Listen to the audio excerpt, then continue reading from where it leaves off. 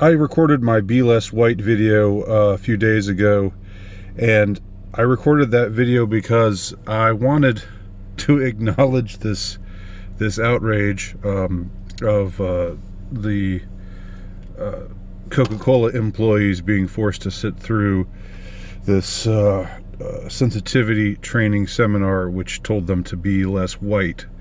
And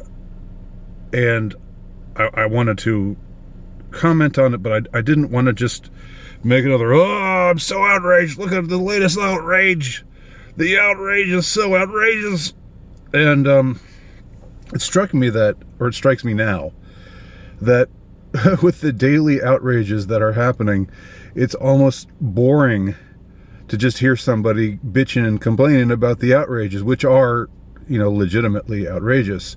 So it's not just bitching, it's not just you know, we're talking about real you know, just stuff in the public, in the public eye, in the news recently that comes to mind, like the firing of Gina Carano, or Coca-Cola's Be Less White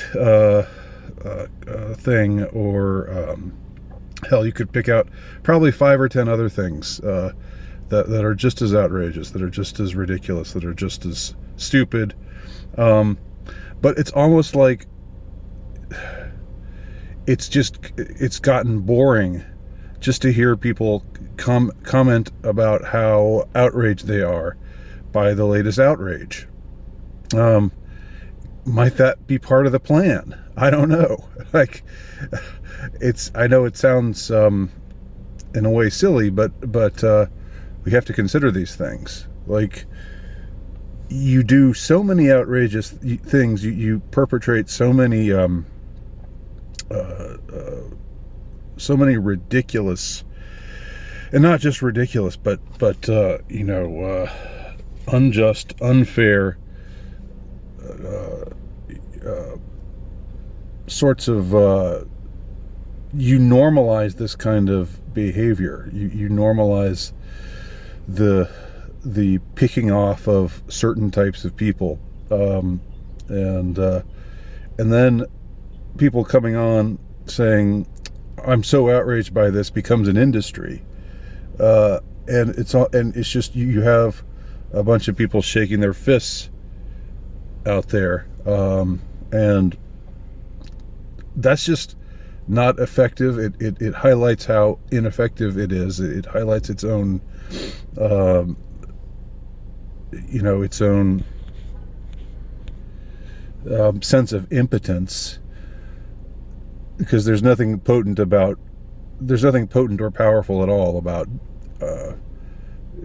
getting on some social media, or getting on YouTube, or going on wherever and shaking your fist at the latest outrage.